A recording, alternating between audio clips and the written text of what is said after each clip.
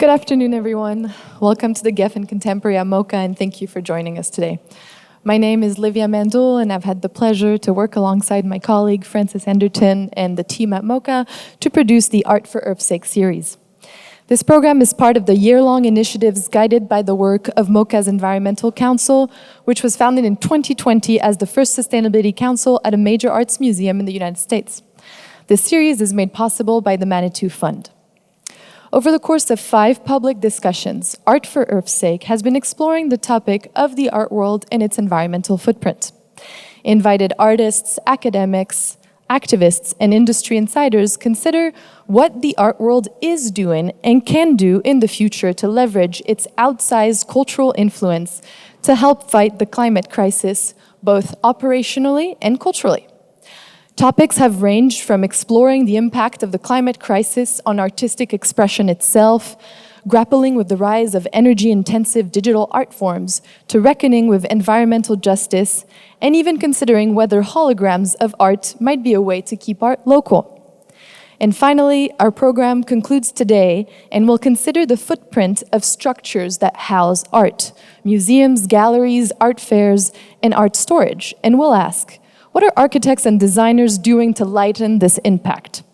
Does the Geffen Contemporary at MoCA, where we stand today, offer clues through its genesis as an adaptively reused rather than new building?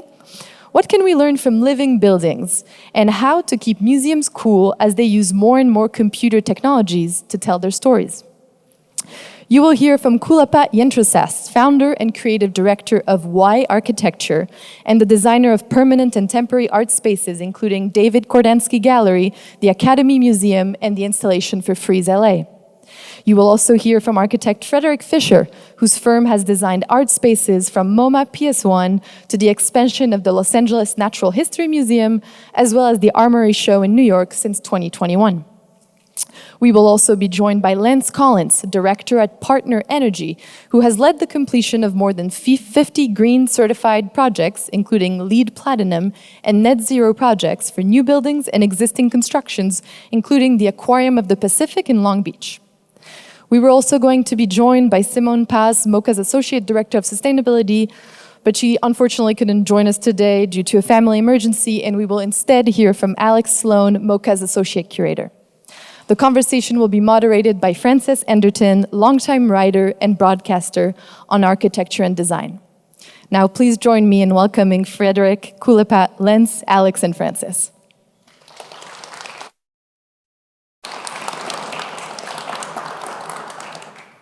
Thank you so much, Livia, and also to the team at MoCA. It's been such a pleasure to work on this series, which is so incredibly interesting. It's incredibly interesting because it's become a burning topic that we kind of weren't talking about a few years ago. I don't know if any of you saw just in the last month, there was a headline on The Guardian, it got picked up all over the place, about a museum in Berlin designed by Herzog and de Meuron. Very, very admired architects. And now there's huge concerns about the carbon footprint of this building. We are now sort of grappling with an issue that wasn't part of the conversation when it came to museum design, which has been just belting along for the last 4 decades. We also didn't see museums establishing something like an environmental council, which MoCA has done, or bringing in-house a staff person who would think about sustainability, who is Simone, who would have joined us today. So we're really sort of in a different place, I think it's fair to say, as we now grapple with the footprint of the sort of runaway global art industry that we enjoy, you know, and participate in, and yet it does leave a footprint. Museums go up, and they have monumental amounts of concrete that goes into their construction. We have the chilling of rooms like this to keep the art perfectly protected and controlled. So there's a lot to think about. I'm going to throw momentarily to each of these guests here to speak about how they engage with this issue in their own work. But just quickly, I want to turn to Alex Sloan, who's now going to stand up and be our surrogate Simone Paz, and just tell us a little bit about why MoCA decided it needed to get ahead of this issue. Alex Sloan. Welcome. Thank you, Frances. I will start by saying that I am not an expert in this field, unlike the panelists who you'll hear from in a little bit. But I did want to sort of talk a little bit about MoCA's Environmental Council and what it was sort of founded to do. It was founded in 2020 after sort of 2 years of development with the aim of focusing on climate conservation and environmental justice in furtherance of the museum's mission. That has sort of manifested through both financial commitments and expertise. Frances mentioned the full-time Associate Director of Sustainability, Simone Paz, to work towards institution-wide carbon negativity, carbon-free energy, environmentally focused exhibitions and public programs like this series, artist support, and reductions of emissions and consumption. I want to draw everyone's attention to the fact that all of the exhibitions that are currently on view at MoCA have been carbon calculated. And that is both a sort of a manifestation of planning. Like part of Simone's role is really to think about how we can get ahead and be more sustainable, i.e. let's not build walls and then 4 months later tear those walls down and make a new set of walls. How can we sort of think a bit be strategic in long-term planning? How can we work with local artists? All of the artists here in the Geffen are LA artists. How can we also think about how much travel is involved and the shipping costs of an exhibition? Of course, there are emissions, and those emissions are offset by our Strategic Climate Fund. All of which is to say, this shouldn't be MoCA's patting itself on the back. We've got a long way to go. This is far from perfect, but I think that the fact that we're having these conversations is what I personally find interesting, and what I think of as seeing okay, what are the possibilities? If anyone has been to Grand Avenue recently and seen the mural, the Derek Fisher mural, all of that material Derek's taking it all back to his studio afterwards and reusing it. These are sort of ways that we can think about what are the possibilities? How do artists think about their own practice? How can they think about not just this exhibition but the future as well? And with that, I want to turn back to the people who are actually experts in this and leave it over to them because they have a lot more to say than I do. Thank you so much. But Alex did mention this is a conversation. This is a conversation that does involve all of you as well. So we will be talking for about 40 minutes, and then we're going to throw it open to the floor. There's a bunch of ways in which the art world is starting to grapple with its sort of carbon footprint. Sometimes it's excess of waste. And feel free to be ready to ask more specifics about these areas. But with that, I am now going to turn to our panelists. When somebody wears a red jumpsuit, it just sort of shouts out to be drawn attention to. So we're going to go first to the architect Kulapat Yantrasast. He was introduced by Livia, but has worked on some of the really sort of pivotal projects of our time that really also do cause us to wonder about, I guess, their footprint. Obviously the Frieze Art Fair for which he designs the installation, it's a movable mini city. What is involved in the thinking about that? What is involved in the thinking about, say, the installations that he designed for Academy Museum, which was actually an adaptively reused building. But anyway, I'm going to throw first to Kulapat and then to Fred and then to Lance, and they're going to tell us how they're engaging with this topic. So Kulapat, over to you. Well, thank you very much for having us. I think maybe I can start by saying that sustainability in this case is so broad, right? We talked about economical, cultural, environmental. But today we want to focus on the environmental aspect of sustainability. And I can, from my experience working on it for quite some time, that there's no one solution. Everyone has their own consciousness about what sustainable should look like in their practice, in their project, and lead on to a unique solution. Just in the same way, there's no one perfect way to cook a turkey. Everyone can have their own turkey, but they have a very specific way of looking at how you balance the aesthetic with the ethics and with the long-term goal of operations and maintenance, which is a big part of that.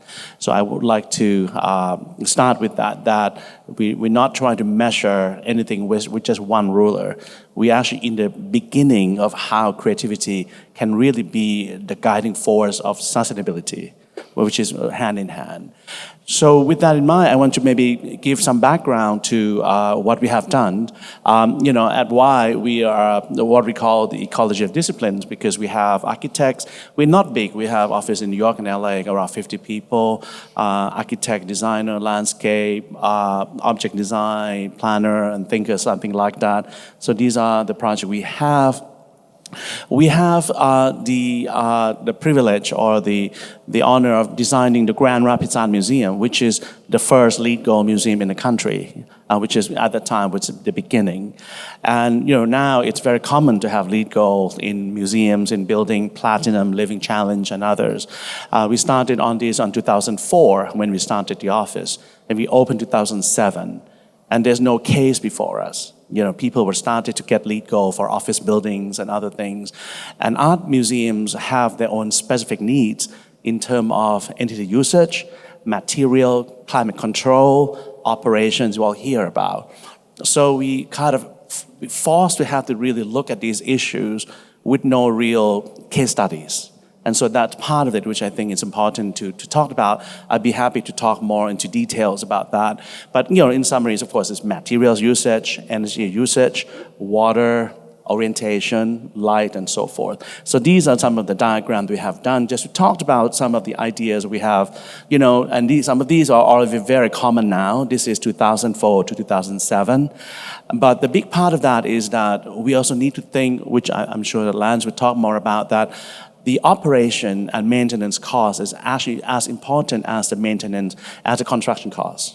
When you think about, okay, maybe it uses material because maybe it's not concrete, maybe it's recyclable, but is it long-term requiring maintenance and operation that we need to think about? So all of these metrics allow, clients and architect and construction to be conscious about long-term planning, allow expertise, which I think it's wonderful that instead of it being just a typical game we play every day, we bring in scientists, we bring in social worker, we bring in cultural thinkers about how we can make this the best and sustainable project. So this is that. And the next project we have done quickly before we is also the Speed Art Museum, which is in a way repurposed and expansion to a museum from 1926 in Louisville, Kentucky. So in this case, of course we use a lot of glass because just like in the museums, it was almost like a temple. People don't really know. There's not a lot of visibility and relevancy from the museum outside. So one aspect of sustainability is that do we invest energy and have impact back? If you can build in the most sustainable way, but people don't come to see the art, there's no impact to that conversation, there's no cultural contribution, then we also need to assess that investment in terms of finance and energy. So in this case, we expand, and I use the word acupuncture architecture in a way that we not only expand, but we also kind of strategically intervene in different parts of the museum, in and around it, to create a sense of wellness overall for the museum, which is something that I believed in, that we cannot just look at one wing or one piece by itself, how we intervene here, but just like acupuncture that allow the overall influence to go through the museum or even the city. So next one, quickly, this is also another repurposed use, which is the Asian Art Museum in San Francisco, which is just opened a few months ago. It is an old public library from 1926 as well, and was repurposed by Guy Olenti from the Musée d'Orsay legacy. And so we had to renovate it again and expand. So in this case, it's also about how to use a material that respect the history, but bring something new to it. Energy usage in the sense of lighting, in the sense of bringing flexible use. The museum did not have column-free flexible spaces for the exhibition, so we are involved in the logistic and the planning of exhibitions so that this can be something that is maintainable within the operation of the program. So quickly that. Next one, please. Again, one of the things we've done is we also expand inside the galleries into the street as part of this interactive between the city and the art inside. We have this kind of street side gallery, which is all glass, but the heat that comes from the glass doesn't go directly into the gallery. There's a buffer zone that could happen there. Next one. So the Academy Museum, I think, in this case, is a repurpose. And I did not do the architecture. It's a Renzo Piano and team that did the expansion and renovation of the old May Company building. Mm-hmm. We were involved in the museography, interior design, exhibit design, part of that, which in a way is all storytelling of the cultures that make this city, many others, including film, music, even costume, design, architecture, as part of make it, ourselves as a visible cultural contribution. So in this case, we focus a lot on, of course, lighting design, climate control of how some of these materials, as you know, why museums take a lot of energy, because we need to maintain a very precise, stable environment inside the museum. It's roughly 72 to 25 degree with humidity of 50%, can also fluctuate by between 2 and 5%.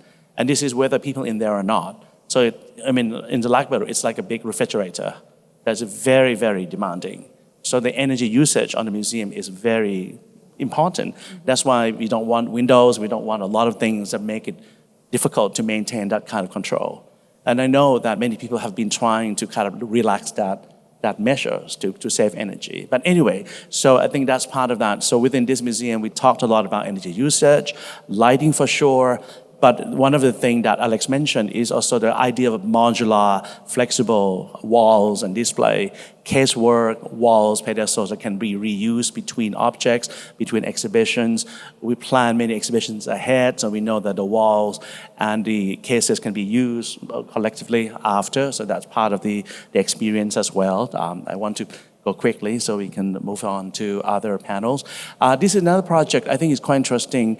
It is the Northwest Coast Hall at the American Museum of Natural History in New York, just opened a few months ago. It is almost like a period room. It was built in 1896 by Francis Boas, who's the anthropologist, who's actually the father of modern anthropology in America. Anyway, so by really looking at what we have, trying to really respect the sense of place, the legacy of the hall, but again, sustainable in a different way, that the conversation and the relationship between ourselves today and the native population has changed so much. So how do we maintain the sense of respect to the past, but also bring in the voices that allow the native populations whose art collections are being represented in the hall to have voices about their story, their sustenance. A lot of this place actually not about art, but about how they survive. I just came from the show, the Forest for the Trees, which talk basically about that, about the salmon, about the forest, exactly, by Glenn Kino. And it's really right to the heart of that these people are surviving on a very tough contemporary context. So how do we talk about that when we do this display of the art? So I would like to maybe conclude now, just to talk about that, and maybe later we can come back and talk deeply. This is quickly, since it's on, this is the Rockefeller at the Met in New York, which we've been working for around 5 years now. It's under construction. And it's important because it is a reuse of the Rockefeller Wing, which is 40,000 square feet of the collections of Americas, Oceania, and Africa. And again, the idea of using light, using a flexible display is part of what I think the sustainable contribution could be taught about. Thank you. Thank you, Kulapat, and definitely some questions to come back to, but Fred, you may answer them yourself with what you're about to tell us. So Fred, over to you. Well, thank you, Francis, and to you all, thanks for joining us on a rainy Sunday. For us, it begins. If we're talking about art in the art world, we believe we start with the art makers. Who are the content producers? And our firm basically began working with artists, and my partner David and I built this studio for Roger Herman in 1985. It's $150,000. It was $150,000 for 5,000 square feet. So doing the arithmetic, it's $30 a square foot. It's all made out of wood. And it hits one of the sustainable points, and Kulapat's points is important. There are many kinds of sustainability, and you can choose from literally dozens of standards. And one of the ones that we're working with right now is called Living Building Challenge. That was a relatively recent standard created by the International Living Futures Institute, and they use the metaphor of the flower with 7 petals. And I will try to remember all 7 of them, but it's a great framework for thinking about the breadth of what sustainability really means. And I think part of all our jobs and the jobs of culture is education and of increasing knowledge and understanding. So energy, water, place, health and happiness, equity, materials, and guess what? Beauty. And building buildings that people love and maintain and continue to use for a long time is a very important principle of sustainability. Making things that are disposable is not so much. We worked with Eli Broad on his first museum.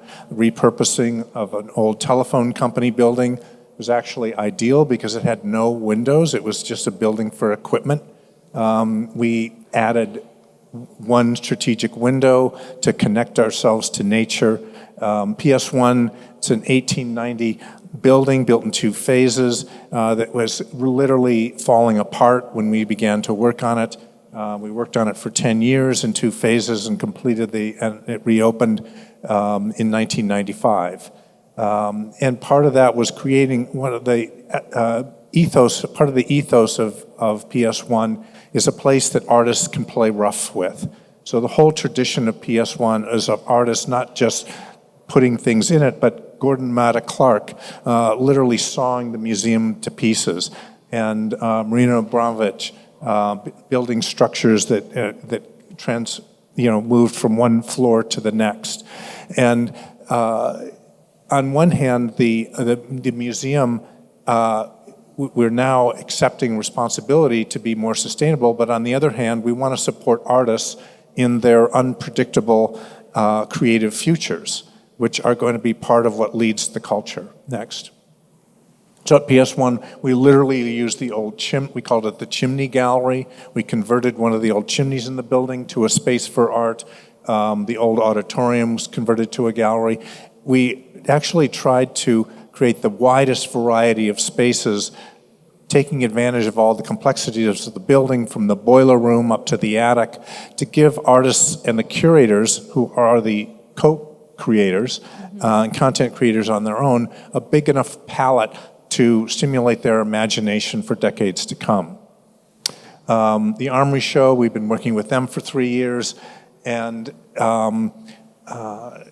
this is an interesting conversation in terms of art fairs and biennales, triennales.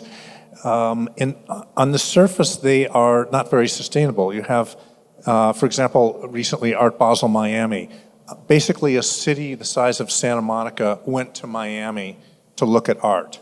Art was shipped from all over the world. You can imagine the crates, the air jet fuel, the trucks.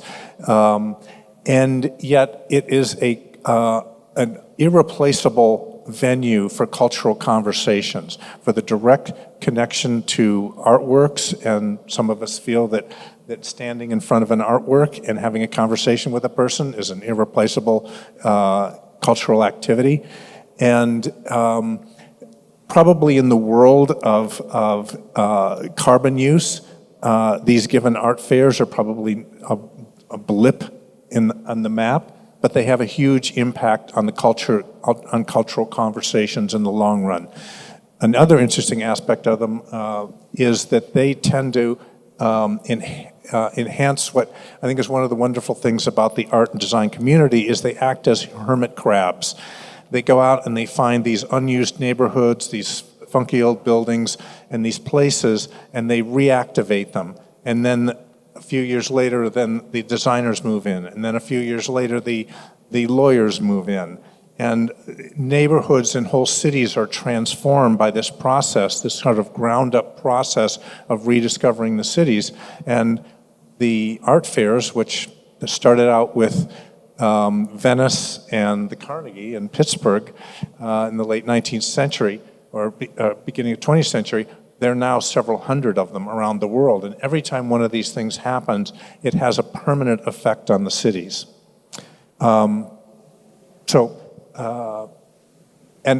I would also just, give a shout out to the world that we're all here because we're interested in art and design. Otis College sponsors an annual report, maybe some of you have read it, called The Creative Economy. And the art world is an important part of the creative economy, which is an enormous part of the economy. And so what goes on within these walls is not some fringe luxury activity. It's a core economic engine within California being, I think it's about to surpass Germany as the fourth largest economy in the world. And the creative economy is something like 25% of that. So while these things are individually small, they are part of an enormous impact on the economy. Next. Are you wrapping? Actually, since we're just on the slides, this is the Santa Monica City Hall edition, which is a public building. You can go see it in Santa Monica. It's it's the largest public building to achieve full living building challenge in the country. So you can see the city, and one of the things is that their architecture has a big impact on sustainability. It's a huge consumer of energy.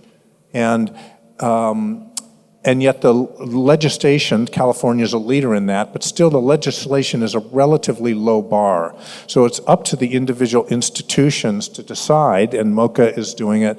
The city of Santa Monica started out by just saying, well, we need a new building to consolidate our inefficient departments all over the city. In the course of the conversations with them and Burrow Happold, who we worked with, they decided that Santa Monica needed to step up as a role of a cultural leader and put a stake in the ground and say it's possible to do a building at this level. It's difficult, it's expensive, but in the long run, like cities and museums, they exist for a long time, it's worth it. And so you can see in the basement there's some not so pretty things that it takes to achieve this level of sustainability. The building is net zero water and energy. And energy is not that hard because in a way it's falling from the sky every day in the sunlight. Water in Southern California is not that easy. And so you have to attack it from two directions. One is that you have to cut down the consumption and the soft sound you hear in the background of the air conditioning units. There's energy cranking away 24 hours a day, as you mentioned. And that is the large invisible consumer of energy. So with a building like that, in order to achieve net zero, they literally you have to get down to decisions like all the staff had to transition to laptops because laptops actually consume less energy and generate less heat than tower computers. And that's the level of the consumption. The building also has operable windows that open up at night to do a night flush to cool the building down with the natural diurnal temperature change. The garden as edible fruit, so you can literally, that's part of the health and well-being. So it's a very complicated thing, but the institutions, this is in a way, there are top-down initiatives, but in the fraught political culture we're in, that's not enough. The institutions, it's going to have to be a bottom-up, and institutions and individuals deciding to do this and to push the envelope. And then external conditions are forcing us that this is something that we have to do sooner rather than later.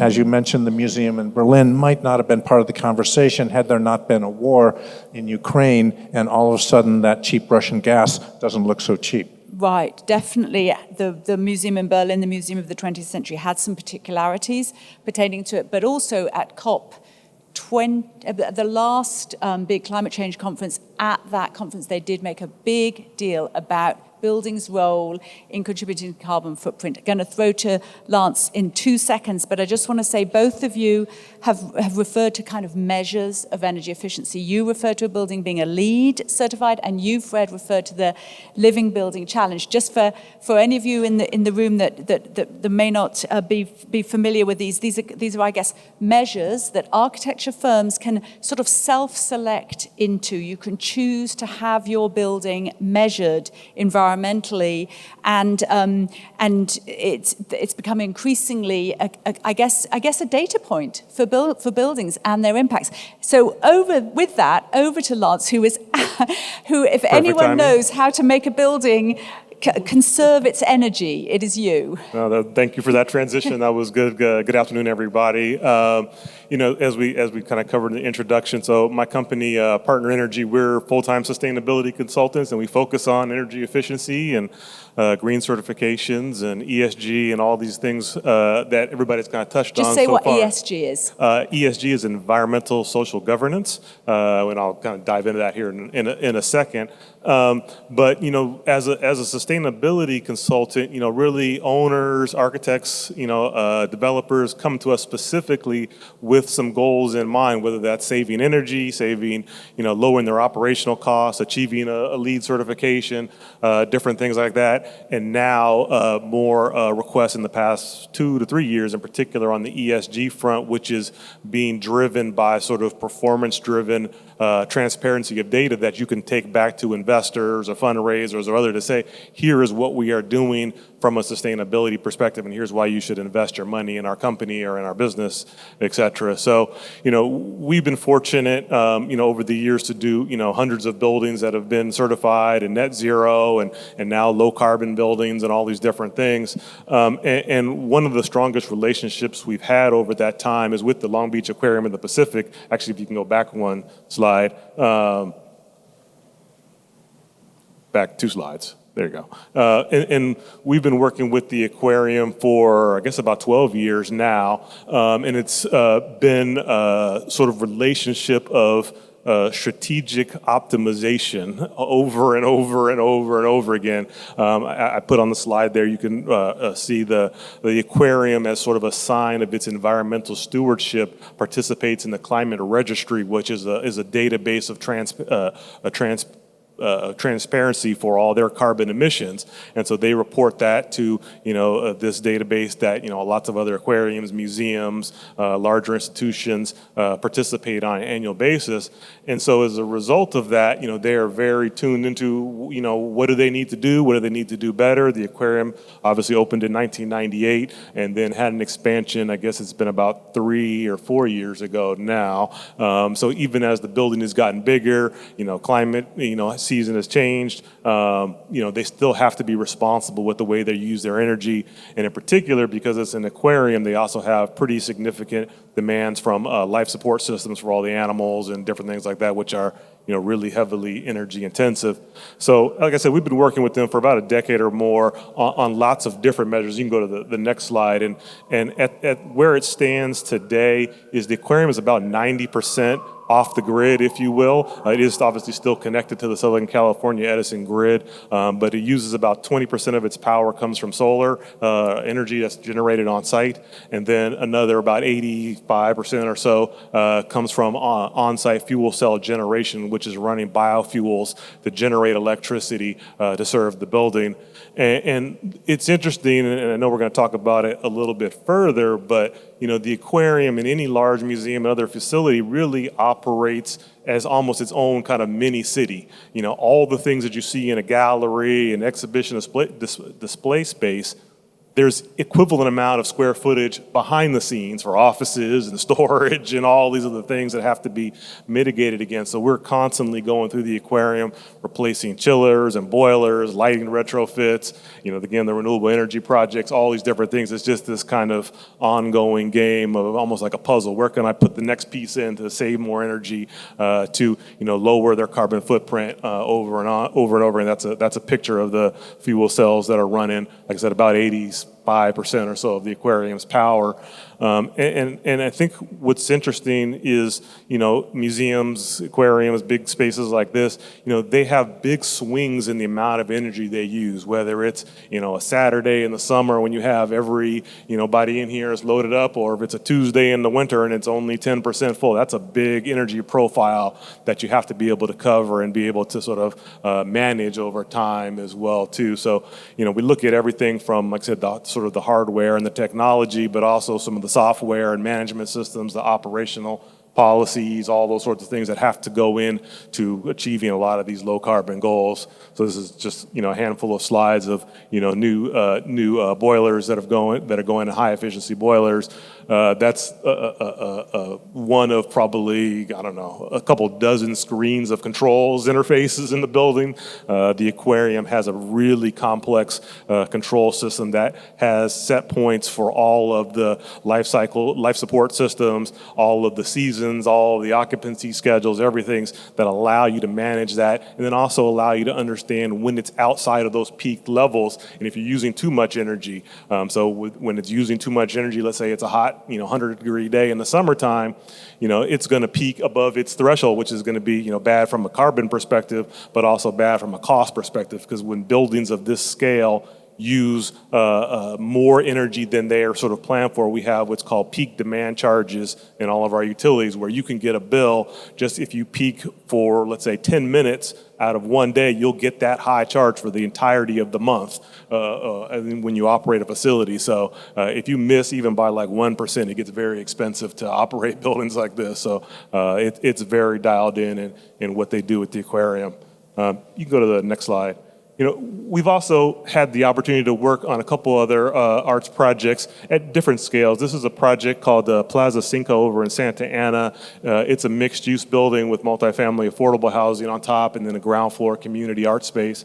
And it's interesting when you think about projects like that, because again, you kind of get into occupancy issues and sort of controls issues about how do you have a building that functions for residents that are going to be home, kind of primarily in the afternoon and evening hours and through the night. And then a community art space is going to be primarily occupied during the daytime, and make sure you're balancing all those systems out in a way, kind of, you can always get into the basic stuff such as, lighting, high efficiency lighting, things of that nature. But the controls part, really the zoning of systems, so that you don't treat it all as one building, you treat it as lots of little buildings, so that you can shut down and operate different parts of the building as needed, depending on whatever program might be going in through the day, is always a really kind of critical part of that discussion, and that's a LEED Gold project as well.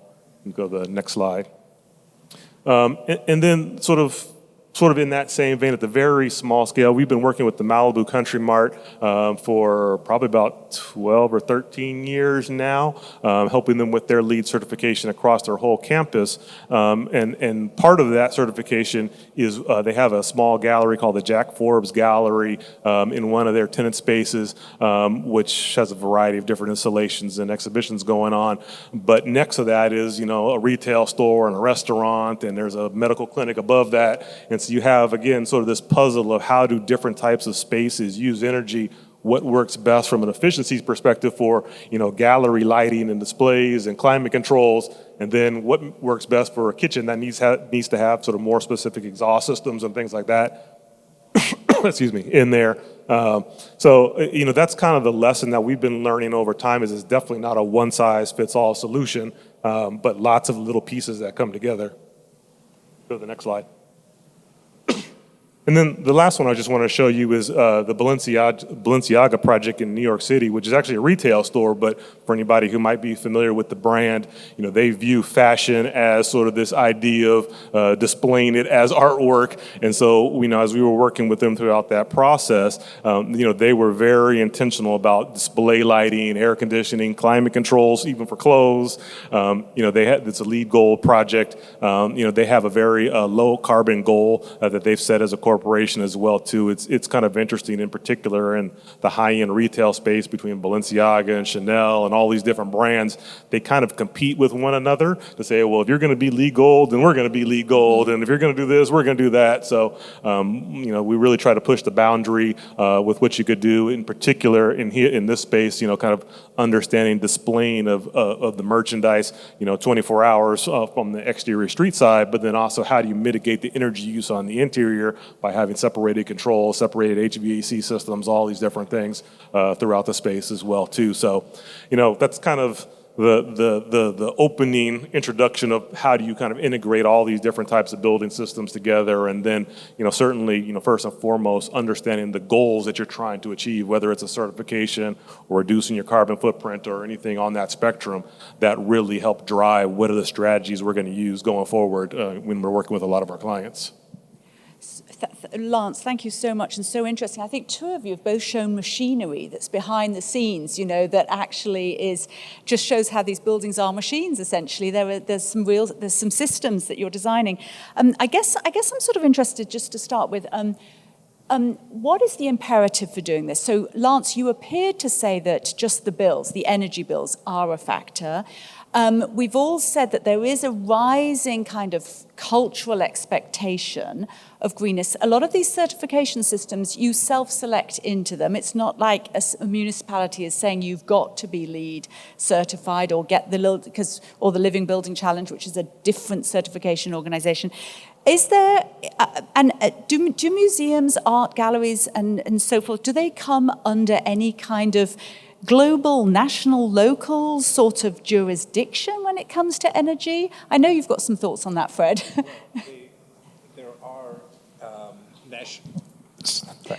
There are national and state standards, but as I said, partly because of the political climate we're in, it's very difficult to get those to be make a serious dent in the issue.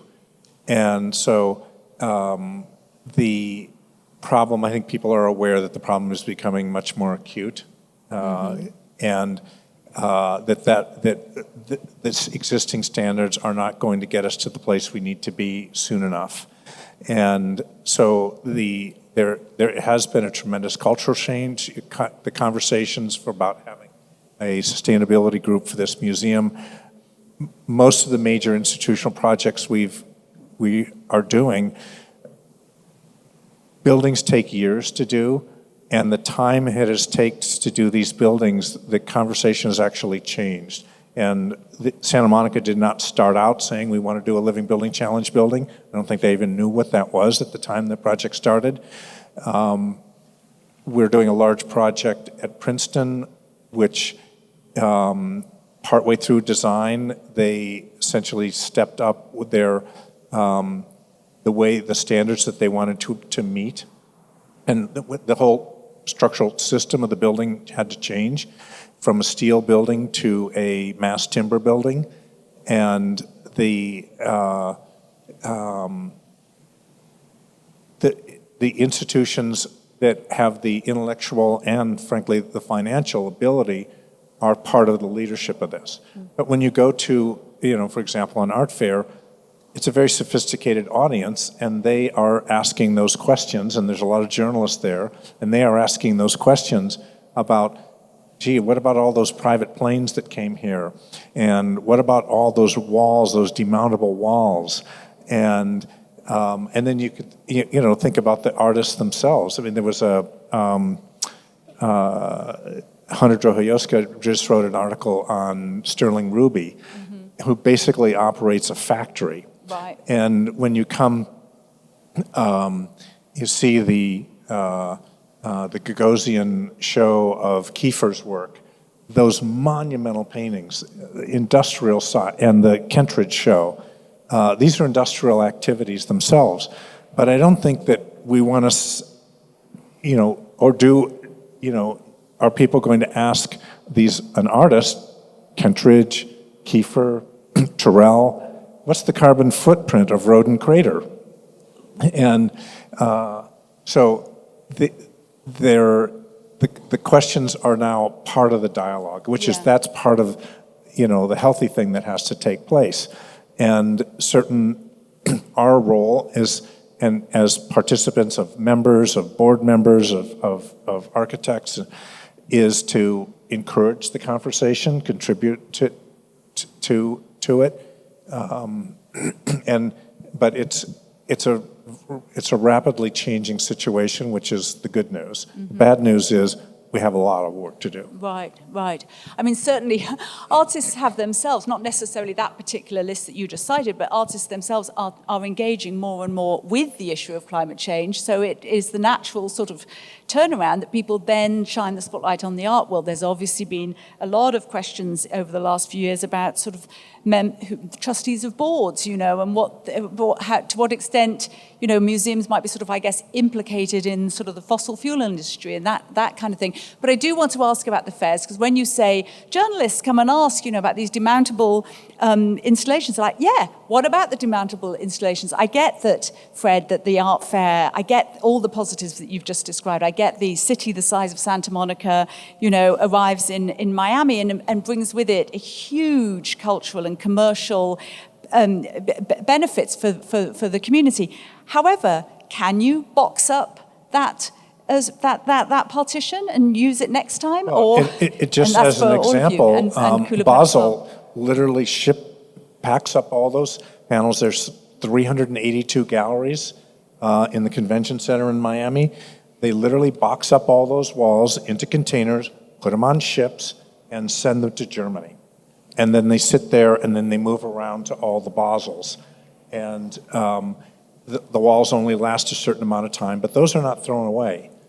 We have been working with Michael Govan at LACMA for a few years now in the Resnick Pavilion, basically beta testing his philosophy about how exhibits are going to be done in the new Zumpler building, which is not going to be demountable walls, but in a way permanent pavilions within that vast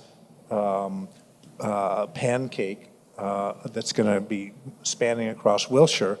And he was well aware when he came to us that museums spend hundreds of thousands of dollars building installations, which then are often just thrown away. It's not a sustainable strategy. And so if you've been watching the exhibits in Resnick, you'll see that the exhibits have changed dramatically, but the infrastructure of walls haven't. And was intentional and part of Michael's and his curators' testing of a different philosophy of installation design. Right. However, of course, one could, it's a bit late now, the buildings have been destroyed, but one could, of course, question the basic philosophy of tearing down the buildings and replacing them with the concrete pancake. On the one hand, the Zumpler building may be very exciting. On the other hand, it's sort of, in terms of carbon footprint, that building itself is probably far more onerous on the land than these installations in the small pavilions. But be that as it may, Kulapat, you're with Frieze. You work with Frieze. Do you design your partitions so they are demountable, can go in the box, and they look great next time they're unpacked and opened up at another location, or do you do a new city every time? Well, for Frieze, it's also an international art fair that starts in London, right? And it's now London, Los Angeles, New York, and Seoul, which is just open. It's maybe different thoughts in the sense that most of the materials that we have we try to source locally. The tin, the particles, and many things, we try to work with the vendors existing to see the system they have and adapt that system to meet our goals. So it's not like we own those walls and move them around from one fair to the other. We actually kind of put together the fair for Los Angeles, trying to use the local vendors that do parties and convention halls and things like that. So we try this to be modular and something that also support the local economy in the sense of bringing job, bringing a part of that into it. So I think that's what we do. And the air condition, again, is also part of the system because different places have different solution. For Los Angeles, we have the air displacement, which is coming from the floor. The what? The air displacement system, right. Air which displacement. allowed you don't have to cool or heat the entire tent, but only where the peoples are. So trying to look for some solutions that allow it to be specific for Los Angeles as a solution, employing local labor and subcontractors as well. But in addition to that, I would like to talk a little bit about what you mentioned before about museums and planning, right? I think the fundamental change that I see is that cultural institutions before were not very inclusive and transparent in their process of making. Mm-hmm. Right? One leader, one donor said, do it. I want a sculpture as a museum. Let's go and do it. Let's build it and they will come. At no cost, right? No one has to report to not only environmental sustainability, but equity, labor, ethics, and many other issues that come up today. None of those were not part of the cultural production just a few decades ago. And now, I think it's a good thing because we are very open to how things are made, not just what it looked like. Do we have equity in the process of building a museum? Are we planning museums that are sustainable and also easy to maintain and operate in terms of energy and labor? And as well as, are we including the right people at the right time in the formation of the ideas? So all of these are very, we are at a time when it needs this conducting to happen. And I'm saying that is because more and more we hearing today, to get to that point, to get to that vision, it's either consciousness or control, right? And then you can control people, only use laptop. You control people, open the window, right? But I think the consciousness part is coming slowly behind because from the vision, whether it's the investors or the owner to the architect or the users, the consciousness has to be built, but it just take a long time. So control come out a little bit in the beginning because we have to achieve certain targets. But I want to make sure that if the consciousness is not there, people will not understand why certain decisions are made, which is go back to the non-transparency issue again. So I think all of these, we are at a time which is exciting because there's so many ingredients that go into the museum that was built 50 years ago and museums being built today, a completely different agenda. So how do we prepare ourselves as designer, as users, as museum trustees, and many others to really make the right decision altogether is the game of the time. Lance, I know you feel very strongly about that. Yeah, I think you kind of hit the nail on the head. I think, the transparency of information, particular energy usage and carbon intensity is really critical in discussion. I think, I think it's a safe assumption that nobody is 100% carbon neutral. You can do offsets or different things like that, but as far as sort of, embodied in the building, but it's the transparency that allows us to evaluate where the performance is, what we can do better, do different things.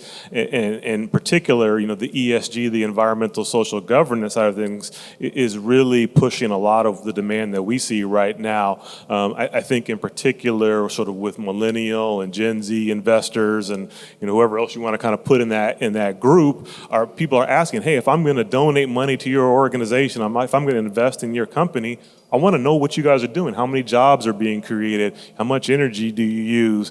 Is this good for the community? What cultural benefit does this building bring? And so when people start asking those questions, you have to have answers to that. And so the boards come back and say, okay, tell us what's our carbon footprint? I mean, we get emails and phone calls all the time from a company that say, hey, we need your help with the carbon footprint and we need that, by the end of the week. You're like, well, that's a big question. Where do we even start to even talk about that transparency? What are you doing with the energy you use, your labor practices? All these kinds of things have to be kind of parsed out. And so this is still kind of in its infancy or sort of step one of the process, but now I think we're becoming more equipped with the tools to even have these conversations and understand, are we having a positive impact or are there things that we can still be doing better? And I think that's answers yes to that second part of that question. But that's what we see a lot right now. It's just really that market demand is driving that transparency and driving a lot of these new discussions for how sustainability is really incorporated into any kind of project. Time for you to ask questions. I am going to take the liberty of just one last question from myself. Hopefully you can give me a yes or no answer. I think it's fair to say that in the last 40 years, we have seen the art world be engaged with a kind of expansion mania. Art museums seem to be constantly expanding, building new buildings. They pop up everywhere. Many of them are actually made of mountains of concrete or a lot of glass. Are we getting to the end of that now? Do we need to start thinking more about, say, adaptive reuse of existing buildings, that this building itself represents? What do you as architects and engineers think about that? Well, I'm a great believer in it's the both and. That I think that in a very important path, in a very general sense, is the rehabilitation of giving new life to things that have meaning. That's the aesthetic notion of pentimento. It's layers of meaning. I think that it's one thing I love about repurposing things is the history becomes layered and subtle and complex. At the same time, I do think that in a culture, in a society, in a economy as large as ours, and literally and worldwide, there is a place for, a Peter Zumthor, Michael Govan building. It's going to be unique. Should they be limited to just repurposing the Pereira buildings from the 1960s? I don't think so. And we are living in a part of the world which has a plethora of museums. We have many museums here. There are many parts of the world that have barely any. And I wouldn't say that there's a standard that could apply generally. But I think that the questions need to be carefully asked. Does this need to be a new building? Are there other options? Kulapat? Well, I think, I definitely agree with Fred in that sense. But museum architecture has been used as a civic icon, right? We heard from Bilbao effect, we heard about that. So it is much larger than what a museum is. It is the symbol of the cultural spirit of that particular place at different time. So the investment is justified using that. Because if you renovate, the Pereira buildings or others, will it bring attention and a sense of confidence and vision to LACMA as a recent new building? Maybe not, right? So I think it comes down to that vision. But the thing is, again, is in a time that conversation need to be made with the people who are paying for it, whether it's, the county people, whether it's, the supervisors and many others, right? The transparent process is necessary, even though it might not be easy, because at the time, in the fountainhead kind of concept, one person, one architect in a dark room make decision, done, right? That period is wonderful. We love that period. It's now gone. So the idea of how do we actually allow people to be part of that process, present them information, like what Lane mentioned, and be able to kind of slowly move towards consensus is painful, but that's the only way that we all can be part of that decision and not just be a recipient of that decision. So I think, back to your point, I call it the term acupuncture architecture because when I was working at the Art Museum of Chicago, because it was one of the most well-loved museums in the city I've never seen. Everyone in Chicago loved that museum. They go to have lunch, they go everywhere, it's part of their culture. And looking just like, well, this is like an old grandmother here. So I can't really do a facelift. I'm not gonna put her on a mini skirt or do something that really betray her legacy and herself. So what I should do is acupuncture, is be able to kind of help in the specific point to maintain the life, to make her connect better to the 21st century and continue to live on, because we only touch that life in a period of time we're here. But that museum started before us, it will continue way be after us. So the idea of short-term decisions that are made in the dark, I think could be damaging in that sense. Yeah, and I'll just quickly add, I agree with both of you. I mean, I think there's a place for both. I mean, I think there's obviously a lot of science that will talk about sort of the low carbon intensity of, adaptive reuse and reusing our existing, building infrastructures and all these different things, which is important. We need to do a lot better job on that side of things. But that doesn't mean that there's no room for a new construction project, a ground-up project either. Both are needed. But I will say, to the point, Kulapat, that you were making, is that the brand new ground-up building shouldn't be the building with just a big blank check with one person in a room making the decision. It's like, what are the parameters? What are the goals we're going to try to achieve with this building? We're going to make it a low carbon building. We're going to make it X, Y, and Z, whatever it is. You have to kind of have that transparency and that accountability. And so to kind of bring it full circle, I'll kind of give you guys an example of what the Aquarium of the Pacific told us. And they were basically, they're not saying we're anti-growth. They've just, like I said, they just recently expanded the Aquarium a few years ago. But when we first met with them 10 plus years ago, we walked in the meeting and they said, here is our energy budget, here is our carbon footprint. Whatever else happens, more occupants, less occupants, expansion, whatever we do, you can't exceed that number, period. And the number is like $1 million a year. That's what you get to spend.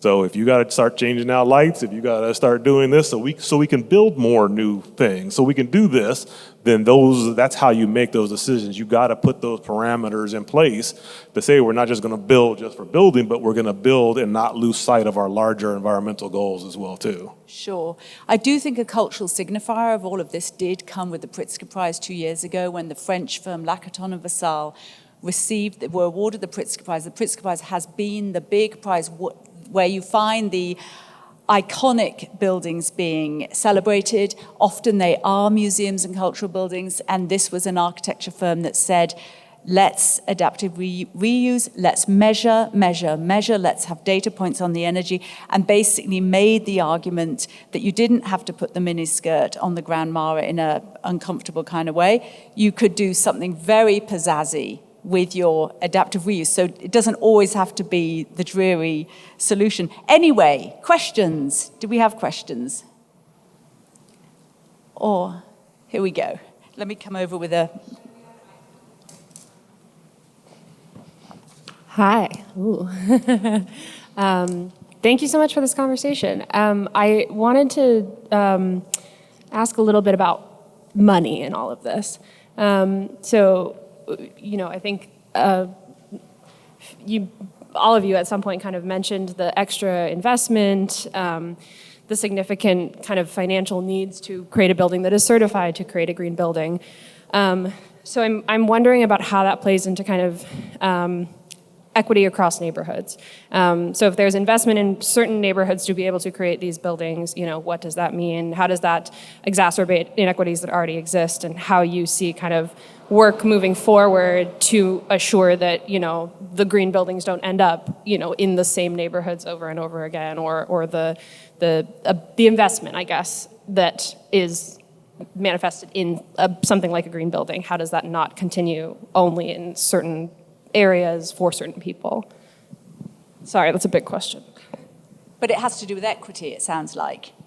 Which one of you, Lance? I'll try to answer that one, I think. And I think there's 2 points I wanted to make. I think one of the things we think about with our clients a lot is not how much extra does it cost to have a green building or be low carbon or whatever, but how does that type of commitment actually give you access to more capital, to different sources of funding to build the project in the first place? So the example I showed you, which was an affordable housing project in Santa Ana that has the community space, that's a project that's funded by cap and trade dollars here in the state of California. Those dollars come from taxing the largest emitters of carbon in the state, the ports, the airports, big manufacturing plants, et cetera. And then the state allocates that out to transit-oriented development projects, community-centric projects in underserved communities to make sure that there is housing, to make sure there are healthcare clinics and community spaces where they need, where these communities have been historically underserved. So there are certain mechanisms like that. And so, projects like that have the ability to pursue those kinds of funds. It's competitive, but they have the ability to pursue those kinds of funds to even allow that project to exist in the first place. So hey, yes, we're going to be LEED, we're going to be net zero, we're going to be all those things because it can get me to the money I need to actually pay to have this building exist in the first place. So that's where we think about it. Whenever we try to do, the calculations of, hey, you're going to save so much money and this is your return on your investment, it's not the best conversation. Very few projects really make a lot of sense if you just look at it that way. It's what other doors does it open up? Does it, create job opportunities in a community? Does it bring cultural significance via the project? All those other things. Those are stronger points in how much money we're going to save by, lowering our energy use or carbon footprint or things like that. This is not specifically about cultural institutions or art institutions, but we've just gone through and aren't done going through a global pandemic, which had a dramatic impact on every aspect of the culture, society, economy. One of the positive sides of that is that it's helped people rethink location and the drive for centralization, the drive to be in certain neighborhoods. And all of a sudden, when the conversation is about inclusion, when you start asking everybody, do you want that 40-minute drive or transferring 2 buses to get into work to be in this particular location, or would you rather use that time for your children and sit on a Zoom meeting, do your job from a Zoom meeting? And I think that it's opened up the possibility of reinvestment and investment in neighborhoods and frankly in cities. And there are wonderful cities all around the country that have drastically lower cost of living than New York and Los Angeles, where people can now comfortably work in in a job that's 1,000 miles away. I think that's a lot more sustainable, and I think it does open up access and equity to a broader group. So the employment entities have to agree to that, and I think most are beginning to be more open to that, essentially because there is such a demand for talent now that if a person says, well, I'd like to work for your company, but I'd rather live in Cleveland, then the answer is yes, rather than saying, no, you have to work in Santa Monica. Question over there.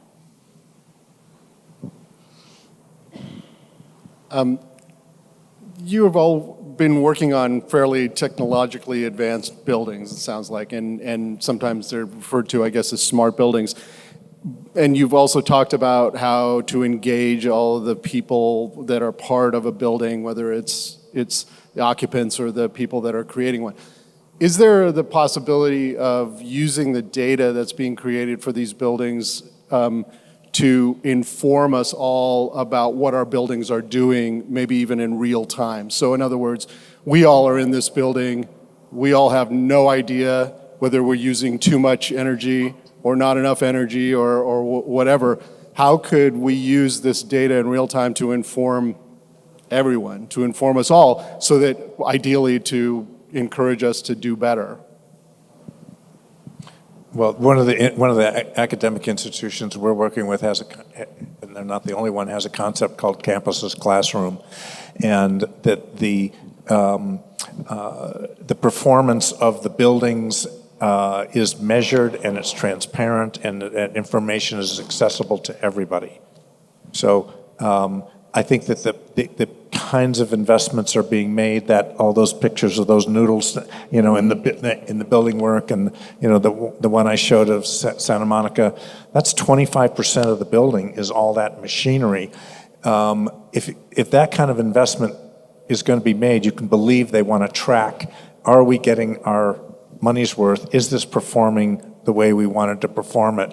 The one thing in particular I wanted to point out is water use, which is our getting to net zero water. One of the pieces of equipment that we showed there is the composting toilets. So you run into, there are also cultural aspects to this. There's the ick factor.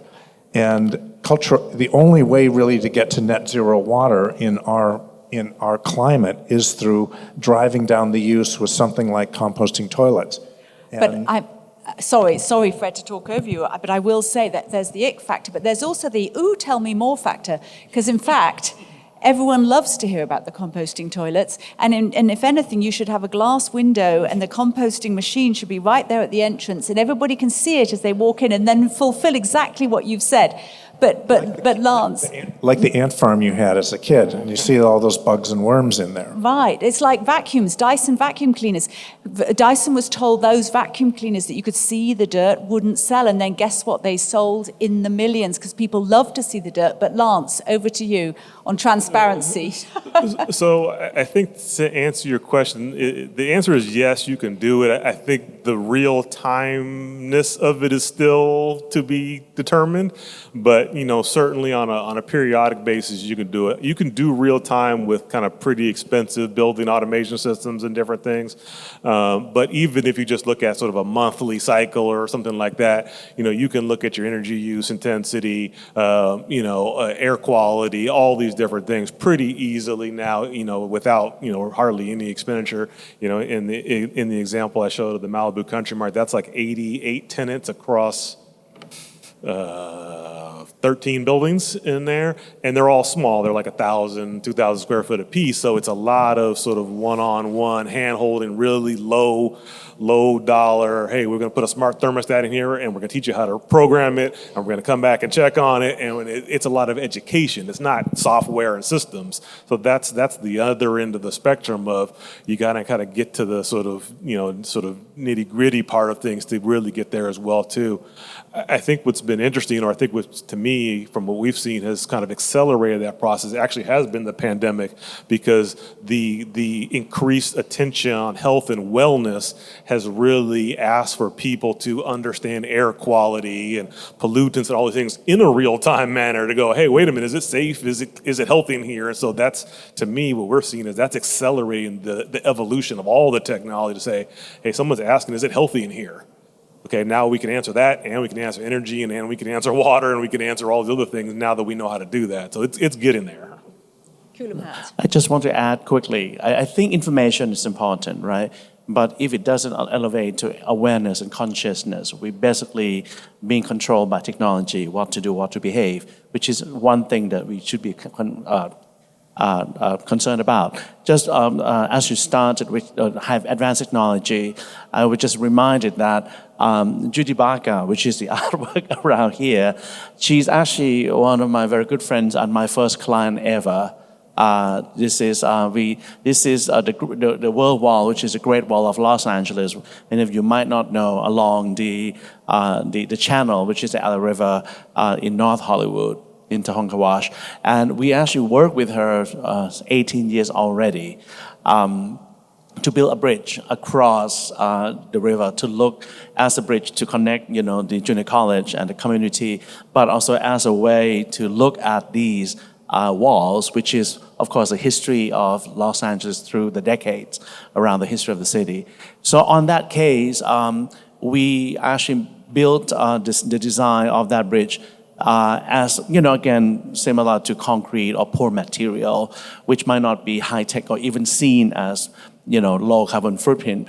But we do it in a way that we actually fill the bridge with the debris and trash from the river into the bridge.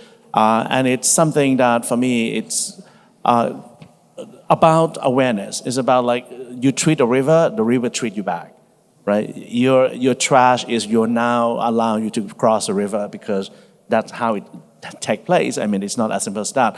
But I think the idea, again, I feel the technology is so advanced, but if our awareness and consciousness are not as advanced as technology, we might end up not knowing why we're doing something. Mm-hmm. So that's what I want to kind of mention and also bring Judy into the conversation.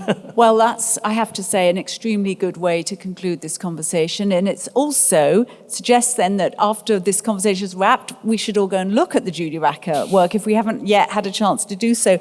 So with that, I do want to thank you all so much. Lance Collins, Kulapat Yantrasast, Frederick Fisher, thank you to all for being here. I think you might be hanging hanging out for a few extra minutes. So if there's people with questions, you can get to talk to them in person. And thank you, MoCA. Thank you.